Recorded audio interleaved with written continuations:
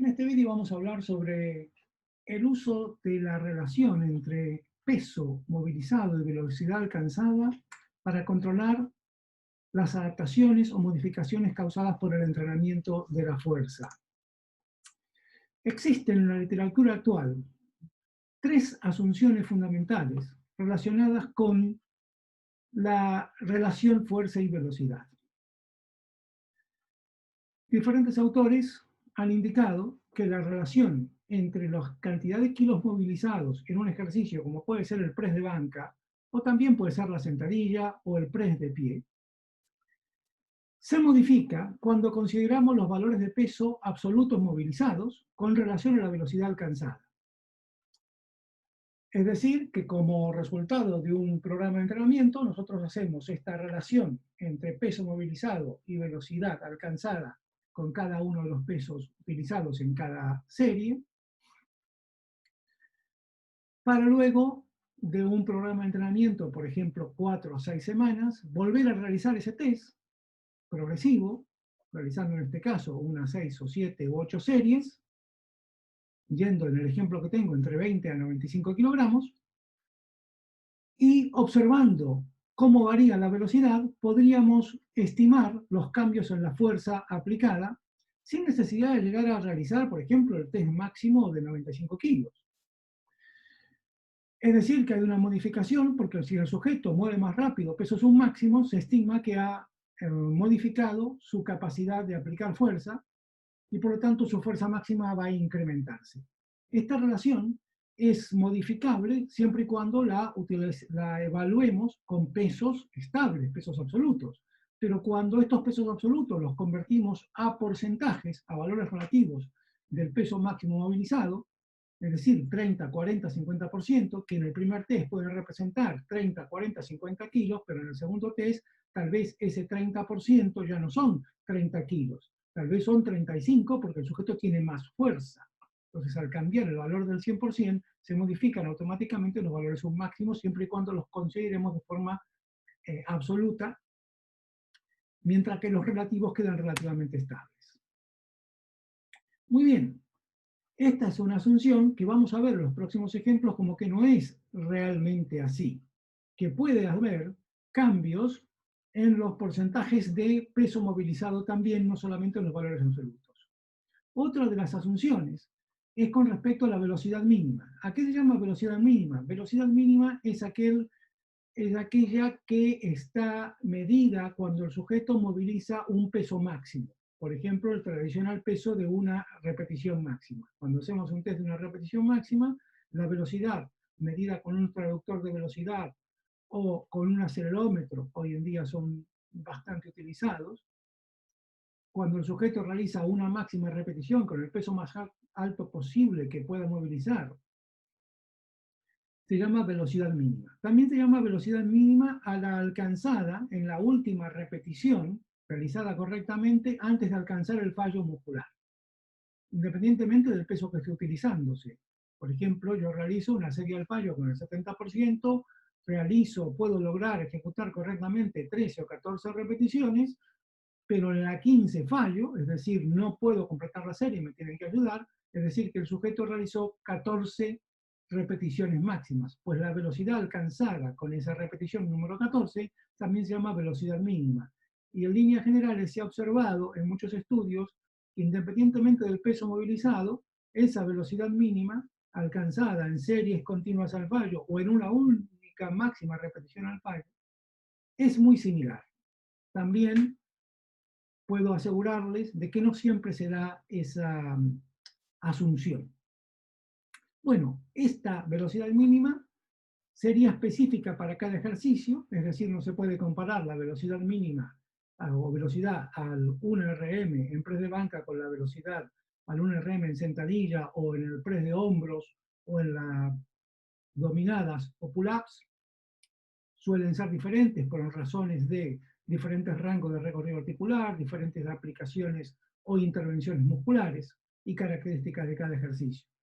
Y menos aún comparar la velocidad mínima alcanzada al 1 RM, que en un ejercicio de levantamiento olímpico, que es un ejercicio secuencial, o en un ejercicio de empuje o tracción, como son los típicos que se realizan en gimnasios.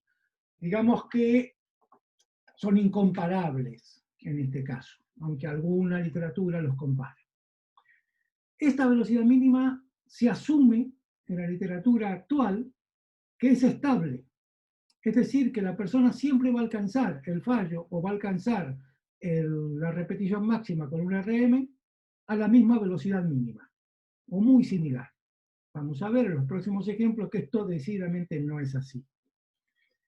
Además, como es estable, dicen, bueno, como esta no cambia, el sujeto logra un RM siempre con 0,15 o con 0,12 metros por segundo, entonces la vamos a utilizar como referencia. Es decir, que utilizando una página Excel, si nosotros siempre utilizamos la velocidad mínima, cuando la velocidad con que se mueven los pesos submáximos, por ejemplo en este caso 30 kilos, 60 kilos, 70 kilos, cambia, teniendo eso, la velocidad mínima que es estable en una línea de regresión, vamos a poder calcular cómo se modifica la fuerza, sin llegar al R máximo, al RM máximo. Es decir, si mi velocidad mínima es 0,12, pero yo con 40 kilos, ahora, en vez de moverlos, como en este ejemplo, a 1,5 aproximadamente metros por segundo, ahora con 40 kilos hago 1,8, eso lo voy a poner en un Excel, establecer una línea de regresión, 40 kilos, 1,8, 70 en lugar de 1, por ejemplo 1,2, y la velocidad mínima, que es estable, me va a decir ahora que la fuerza alcanzada, que el peso movilizado en lugar de ser 95, seguramente será 100 o 105. Lo vamos a ver si nos salimos de la modo presentación y nos vamos a una página Excel, que es donde yo tengo los datos de este test que acabo de presentar. Esto es un caso real, ¿eh?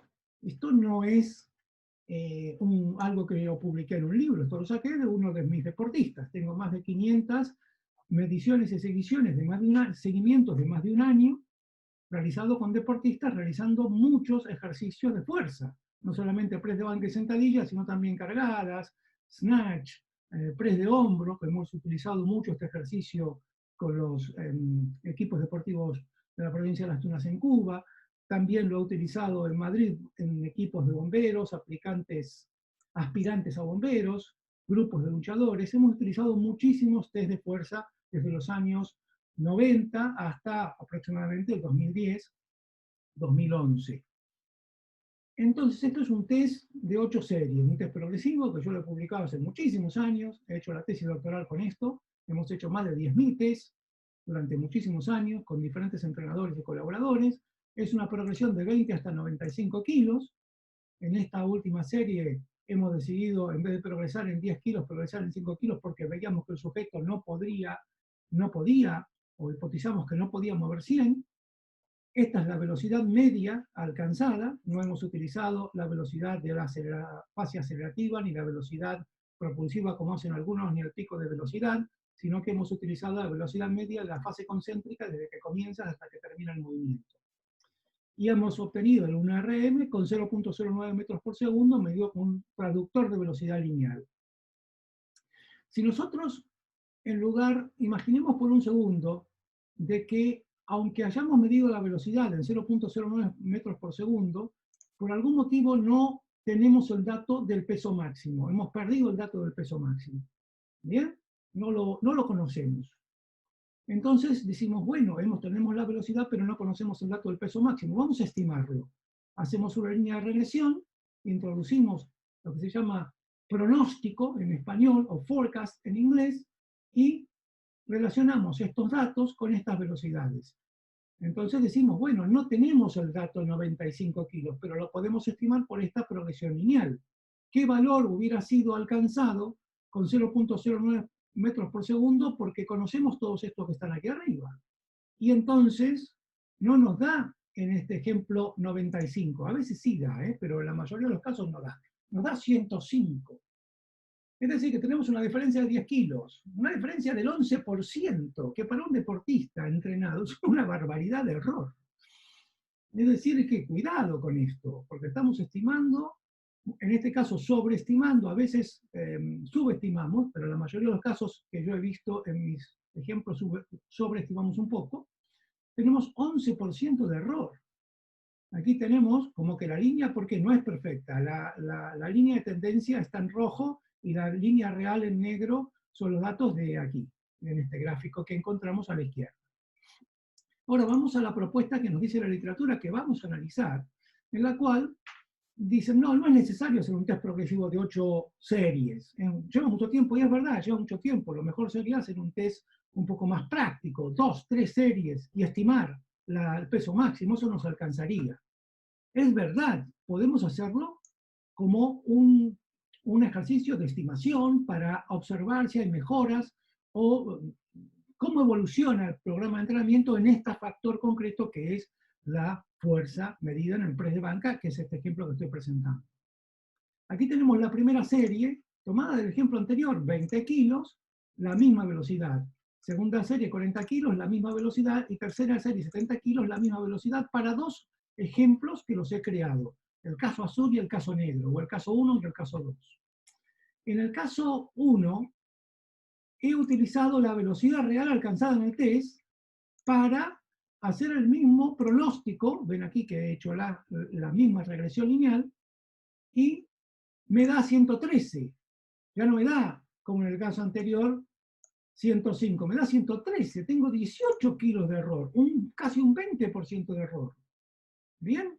Porque he reducido los valores, es decir, pierdo un poco de precisión. Lo hago con 3 series de 2 a 3 repeticiones máximas. En el caso 2, no, como no conozco, hago de cuenta que no conozco en la velocidad que se alcanzó el RM en el test real. Entonces digo, bueno, sigo los lineamientos de la literatura, por ejemplo, por los australianos, Jovanovic y Flanagan, en el año 2014 publicaron un artículo bastante citado en la literatura internacional, aunque no es de un journal de primera línea, que es el journal australiano de Strength and Conditioning, que para mí es un buen journal, a pesar de no estar entre los considerados como top. Nos engañen que los artículos que salen en los journal top no son los que más le sirven al entrenador para trabajar. Le sirven al autor para generar un mejor currículum, pero nunca al entrenador para trabajar, o mejor dicho, no nunca. En muchas de las oportunidades no sirven para el entrenador para que pueda trabajar mejor. Entonces aquí tenemos que pongo 0.15, que es lo que recomiendan Jovanovic y Flanagan, como considerar como una velocidad a la cual la mayoría de los deportistas alcanzan el valor de una repetición máxima. Entonces dice, no se preocupen, utilizan 0.15 que cuadra para todo el mundo. Bueno, utilizo 0.15 y el valor de estimación en la fórmula ahora me da 100, ven que tengo la fórmula, me da 110, es decir, sigo teniendo 15 kilos de error, 16% de error.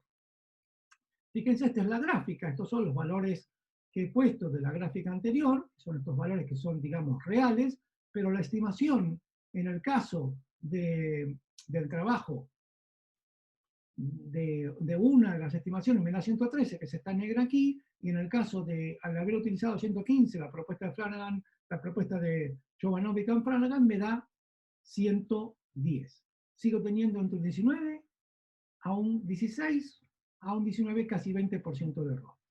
Si hubiera hecho 2 tirones, 2 sets, en lugar de 3, hubieras tenido esta curva. Dejo la primera con pesos ligeros, 20 kilos, y la segunda con peso moderado, 70 kilos. Utilizo las recomendaciones de Jovanovic y Flanagan y me da un valor de 111. Es decir, sigo teniendo un 18% de error. Es verdad que esto es un caso individualizado. Vamos al caso del libro. Para el caso del libro no tengo nada más que intentar hacer alguna modificación manual para que me salgan las cosas y decir, bueno, a ver qué pasaría si la velocidad hubiera sido 0.75, por ejemplo, ¿no?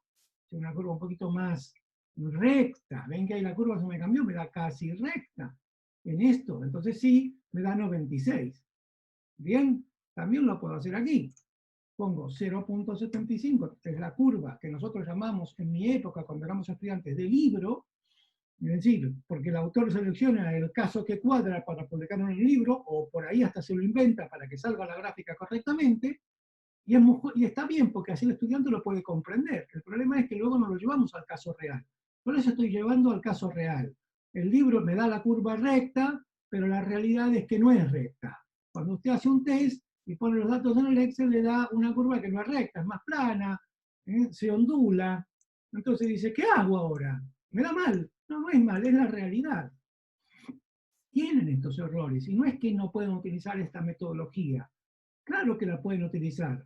El problema que tenemos es que tienen que ser conscientes de que no es tan así, que hay errores, y que estos errores pueden llegar, como en este caso, a ser del 20%. Yo tengo en casos reales eh, una precisión muy alta, como la que les mostré recién cuando modifiqué los datos, pero en la mayoría de los casos hay errores entre, digamos, más 20, menos 20% de error con respecto a cuando yo tomé el test de un RM real.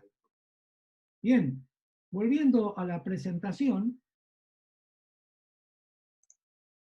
vamos otra vez al modo presentación, siguiendo con las asunciones, vamos a la tercera, que nos dice que los cambios en la capacidad de generar fuerza con pesos bajos, 30, 40, 50, 60%, reflejan cambios similares en la aplicación de fuerza con pesos altos, y viceversa.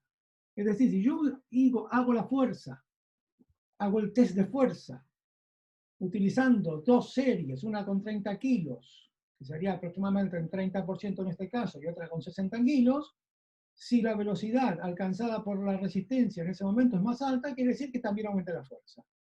Y si decido hacer una serie 2 con pesos muy altos, 70, 80 kilos, la velocidad aumenta, la fuerza aumenta, también, en teoría, el sujeto habría aumentado la capacidad de aplicar fuerza con pesos bajos y por lo tanto la curva fuerza-velocidad se desplazaría siempre hacia la derecha en la medida que la velocidad mejore, aunque sea en una zona específica. Vamos a ver que no es así. Que puede ser así, pero no siempre es así. Acá tengo una serie de casos de estudio en las cuales tengo en este primer ejemplo un aspirante a bombero adaptado al entrenamiento de fuerza con pesos libres, en este caso press de banca, pero que tiene bajos niveles de fuerza máxima para lo que se espera para un aspirante a bombero. Recordemos que en España la prueba de aspirantes a bomberos, hasta lo que yo sé, hace tiempo que no preparo bomberos, pero he preparado durante más de 15 años, y muchos, tienen que pasar una prueba, mover 40 kilos con la mayor velocidad posible, realizando una técnica correcta, y realizar la mayor cantidad de repeticiones posibles en un tiempo dado, 40 a 45 segundos, pueden ser 40 o 45 kilos según el ayuntamiento o el tipo de oposición. Bien, entonces tener una fuerza máxima, mover 100 kilos en máxima, es lo que se espera como para que la fuerza máxima no limite la capacidad de hacer ese test con pesos submáximos. Según mi criterio, el sujeto tendría que haber aumentado, o tendría que en este caso aumentar la fuerza máxima. Se le aplica un entrenamiento periodizado para mejorar la fuerza máxima durante 18 semanas. El peso de entrenamiento no siempre fue entre el 70 y 85% del RM estimado, evidentemente no es que tomamos el RM cada tanto, sino que lo estimamos, porque hay formas de estimarlo, estar cerca de esa predicción, pero fue la zona de peso relativo predominante durante este periodo de entrenamiento.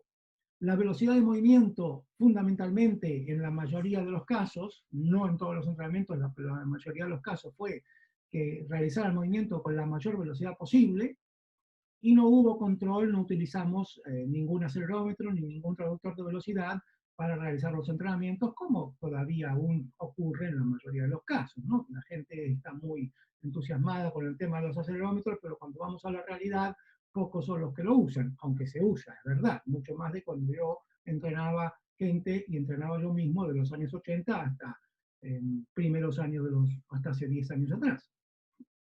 Bien, la zona de entrenamiento la podemos clasificar como zona de entrenamiento impulsiva con pesos altos, porque impulsiva quiere decir que aplica la máxima velocidad, intenta alcanzar la máxima velocidad posible en cada uno de los movimientos. Luego, evidentemente, como efecto de la fatiga, esa velocidad va a ir modificándose. Y lo que se observan son estas dos eh, gráficas que están aquí.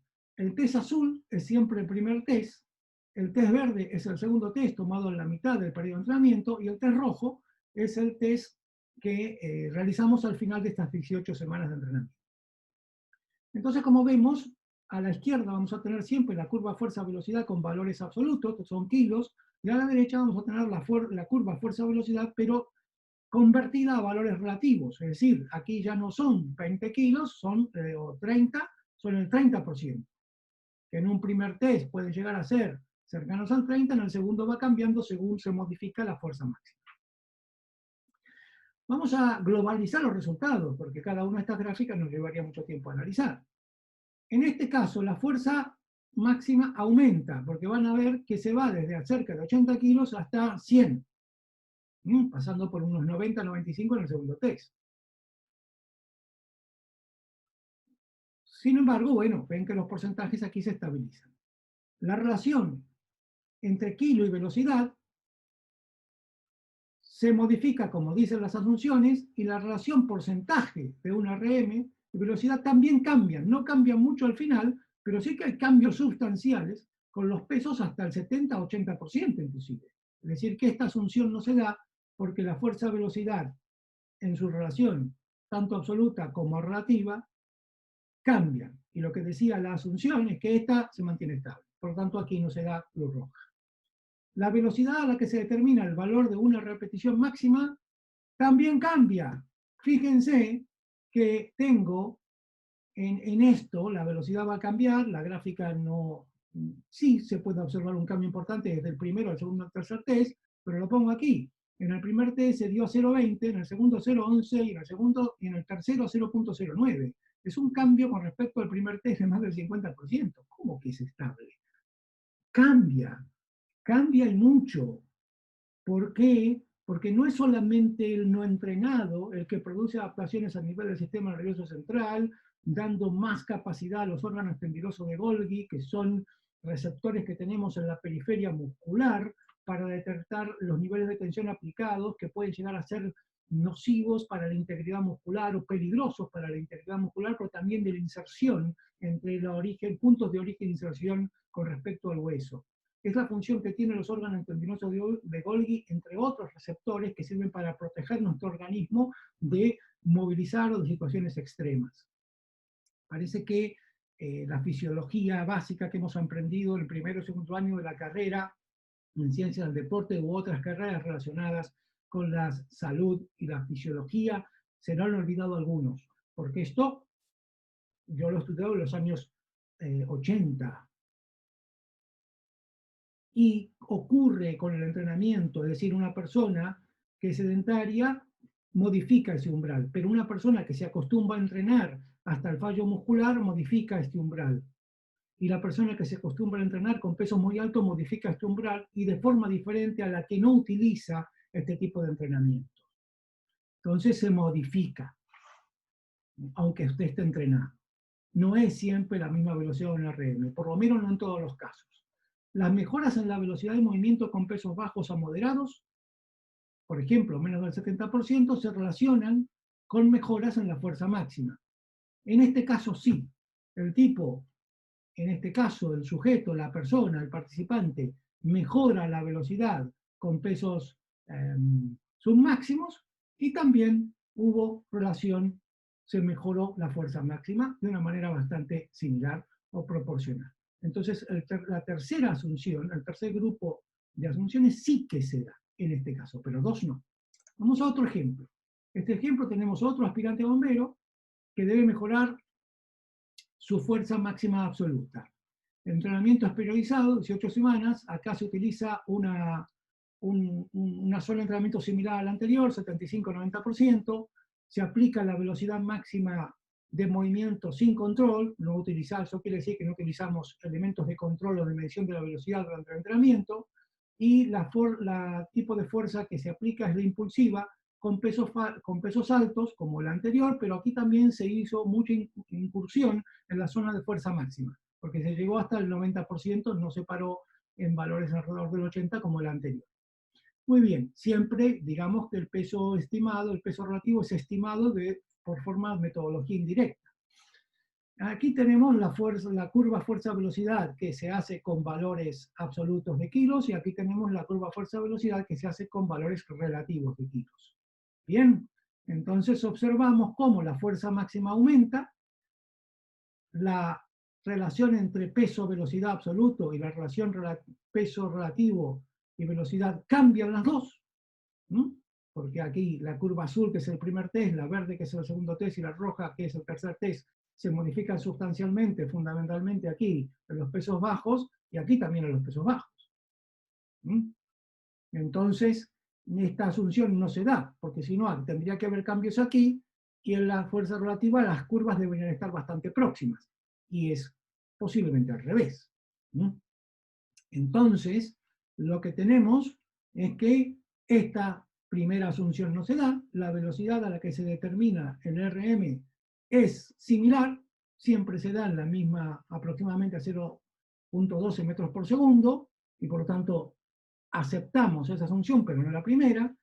Y la tercera, que en el caso anterior se había aceptado, aquí vamos a ver que no, porque aunque la fuerza aumenta, ven que aumenta significativamente desde 90 a 120 kilos, la velocidad al mover el peso submáximo, menos del 60%, cae. Fíjense que en el primer test el tiempo es mucho más rápido que en el segundo y el tercero, tanto en valores absolutos como porcentuales. Es decir, que el sujeto va a perder lo que se llama capacidad de aprovechar la fuerza más eficientemente. El déficit de fuerza aumenta, es decir, el sujeto es más lento con pesos submáximos, aunque la fuerza máxima va a aumentar. ¿Por qué? Porque entrenó con pesos más altos, hay muchas posibilidades de analizar o muchas explicaciones con respecto a esto. No nos hemos dedicado, en este caso, a entrenar la velocidad con una zona específica de pesos que serían los pesos ligeros. Y por lo tanto hemos mejorado la fuerza, inclusive podemos decir que aquí, con pesos absolutos, la fuerza, el sujeto fue más rápido con pesos muy altos, pero con pesos bajos el sujeto fue más lento con pesos bajos, pero la fuerza aumentó. Entonces, esta asunción de un movimiento de la curva fuerza-velocidad siempre hacia la derecha, con relación a las modificaciones que se produzcan con pesos altos o bajos, no se da. Por lo tanto, acá hay una explicación concreta. La zona de fuerza, el modo en que entrenes y los pesos utilizados determinan un comportamiento que no siempre es el que se espera, según la teoría que se publica en los libros o en la literatura actual, que está invadida por muchos artículos científicos. Este es otro ejemplo en el cual tenemos otros aspirantes a bomberos, en el que se entrena para su prueba específica y que sus niveles de fuerza máxima se consideran apropiados para no limitar su rendimiento, su mejora, para mover pesos submáximos, en este caso 40 kilos, muchas veces, y muy rápido en un tiempo determinado. El entrenamiento que se aplica es periodizado para mejorar la potencia mecánica y mantener la fuerza máxima, 18 semanas de duración. El peso de entrenamiento oscila entre 50 y 70%, digamos que va cambiando, pero está dentro de este rango. La velocidad de movimiento es máxima, con control de umbrales de velocidad en 10 a 20%. Aquí sí se aplicó un control de velocidad en muchos entrenamientos utilizando acelerómetros o transductores de velocidad. Las zonas de entrenamiento fue la zona de entrenamiento impulsiva con pesos moderados altos, es decir, se buscó siempre la máxima velocidad. El umbral que más se utilizó, digamos que fue el umbral del 10%, más que el umbral del 20%, pero utilizamos los dos. Bien, en este caso. Y tengo también que reconocer que el acelerómetro o el traductor de velocidad se utilizó en muchos entrenamientos, aunque no en todos. En los que no lo hemos utilizado la propuesta mía, que es utilizar la presión subjetiva de esfuerzo para controlar las caídas de la velocidad. ¿Cuáles fueron los resultados? La fuerza máxima se mantiene o cae ligeramente, 2%, fíjense que la fuerza máxima oscila entre 100 y 102 kilos aproximadamente. La relación entre peso y velocidad y la relación porcentaje de velocidad cambian ligeramente, como un signo de interrogación, porque, bueno, fíjense que en los porcentajes es más amplia la modificación, se ve que el tercer test, que siempre es el rojo, está bastante lejos del azul, mientras que aquí, bueno, esa parece que se ajusta un poquito. Pero las dos posiblemente cambien ligeramente. Queremos ser estrictos, buscar diferencias significativas, no lo podemos porque es un caso de estudio. Entonces, bueno, según con qué criterio, hay gente que dice, no, los cambios no son muy amplios, vamos a aceptar que esta asunción se da, o en mi caso, yo diría que no se da, porque los cambios, aunque no son tremendamente elevados, pequeñas variaciones en un sujeto entrenado significan cambios. Por lo tanto, yo lo rechazo, pero dejo abierta la interpretación. La velocidad a la que se determina la máxima repetición cambia de 0 a 10 hasta 0,7 metros por segundo. 0,10 hasta 0,07 metros por segundo. Es un cambio de más del 30% aproximadamente, o alrededor del 30% aproximadamente. Entonces yo digo, no se mantiene la velocidad. La gente dice, bueno, entre 0,07 y 0,10 es casi lo mismo, casi lo mismo. Un 30% de modificación en un sujeto entrenado no es casi lo mismo, no es casi lo mismo. Es una barbaridad de cambio. Por lo tanto, aquí tenemos que también se rechaza la segunda asunción. Y en el caso de la tercera asunción, aunque la fuerza se mantiene o disminuye ligeramente, la velocidad al mover pesos submáximos mejora. Es decir, se reduce lo que les hablé recién del déficit de fuerza. Es decir, que el sujeto, fíjense, se ve muy bien en la curva relativa, aquí en el test azul, el primer test, con 30% logra una velocidad cercana a 1,2, mientras que en el último test, con 30% logra una velocidad 1,4, ¿no? Es decir, que el sujeto logra aplicar más fuerza, acelerar más la barra, alcanzar un rango, una velocidad de movimiento más alta, aunque el peso relativo es el mismo, y por lo tanto se reduce lo que se llama déficit de fuerza, es decir, la pérdida absoluta de aplicar fuerza debido a la caída del peso, que no es compensada en los seres humanos por la aceleración aplicada, porque no somos máquinas y porque estamos limitados por un factor fisiológico, como son el tipo de fibras musculares. Hay sujetos que tienen más fibras rápidas, otros más fibras lentas. Los que tienen más fibras rápidas son capaces de acelerar más, aunque luego el entrenamiento tiene la posibilidad de mejorarlo. Y además tenemos una relación de palancas que nos pone en una posibilidad de movimiento que está limitada por nuestro rango de recorrido articular. Y por lo tanto, al tener un rango de recorrido articular limitado, la velocidad que podemos alcanzar será menor con respecto a una máquina porque el movimiento se termina. Por lo tanto, este déficit de fuerza siempre va a ocurrir, pero podemos modificarlo ligeramente. Esto fue publicado hace muchísimos años, estamos hablando de los años 80. Tihany fue uno de los autores, un húngaro que publicó bastante sobre esto y parece que hay algunas personas que se les ha olvidado, pero este concepto está bastante trasguinado en la literatura internacional desde hace más de 20 o 30 años. Es decir, que la tercera asunción en este caso tampoco se da. Vamos ahora a un culturista, a una persona que va al gimnasio para mejorar la fuerza y ganar masa muscular, hace un entrenamiento periodizado de 12 semanas, utiliza zonas de entrenamiento en cuanto al peso del 75 al 95%, es decir, va desde lo que es fuerza, resistencia con pesos altos o moderados a la fuerza máxima, no controla la velocidad, como el 100% de las personas que van al gimnasio para fitness, para mejorar la fuerza muscular, porque no todo el mundo va al gimnasio para mejorar la fuerza a la máxima velocidad posible para aplicar un deporte, que eso es otro concepto que también deberíamos discutir, ¿no? Hasta qué punto controlar la velocidad en un press de banca tiene un impacto en una persona que luego va a jugar al voleibol. Pregunta para los que están escuchando este vídeo que se lo planteen, ¿no? Porque no tenemos por qué aceptar lo que nos dice una persona que nos vende acelerómetros. Vamos a ver la real utilización. La zona de entrenamiento va a ser, en este caso, la resistencia muscular con pesos altos o la fuerza máxima, abordada en algunos entrenamientos específicos, porque es un entrenamiento periodizado. Vemos las dos curvas, como la fuerza absoluta no se modifica y la que se modifica ligeramente de la fuerza relativa, decididamente opuesto a lo que dicen las asunciones. Bien, la fuerza aumentó de 120 a 130 kilos, aquí, y la relación fuerza absoluta, velocidad no cambia, pero la que cambia es la otra y por lo tanto se rechaza la primera asunción. La velocidad al RM cambia un 20% de 0,10 a 0,08, una barbaridad para una persona entrenada, o sea que no es estable. Los incrementos de la fuerza no se relacionan con aumentos en la velocidad con pesos submáximos. Incluso hay una tendencia a reducir la velocidad, es decir, un culturista, una persona que hace fitness de musculación, no necesariamente tiene que ser un culturista que vaya a la competición, es decir, el tipo entrena, mejora muchísimo la fuerza y cada vez hace más lento. Eso viene de los años 60, No hagas pesa que te vas a poner lento. Bueno, si entrenas como un culturista, evidentemente entrenas para eso, para ser una persona lenta, aplicar fuerza, controlar el movimiento. No es malo, es lo que busca esta población. Ahora, si usted entrena con esos diseños de entrenamiento y luego quiere saltar o jugar al vóley, evidentemente ha sido una actuación negativa, pero no todo el mundo es negativo, porque si yo quiero eso, es positivo.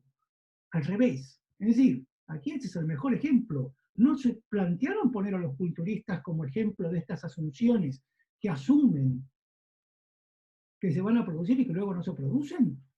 Un culturista tiene, por ejemplo, puede llegar a mover 200 kilos en sentadilla y no es capaz de saltar 20 centímetros en un salto vertical. Sencillamente porque no lo entrena. ¿Bien? Sencillamente por eso. Entrena para otra cosa. La velocidad mínima o una RM al fallo. Cuidado, es más estable en el tiempo, sí, es verdad, respecto a la velocidad máxima posible de alcanzar con pesos submáximos. 85 por, menos del 85% consideramos pesos submáximos. Es decir, que, ¿qué quiere decir? Que la velocidad del RM con una persona adaptada cambia, pero no cambia mucho, cambia mucho más tal vez la velocidad con que realicemos, movilicemos pesos submáximos, pero la velocidad del RM podría llegar a estar un poquito más estable en el tiempo, pero igual cambia con el entrenamiento. Sus cambios son pequeños, ¿sí?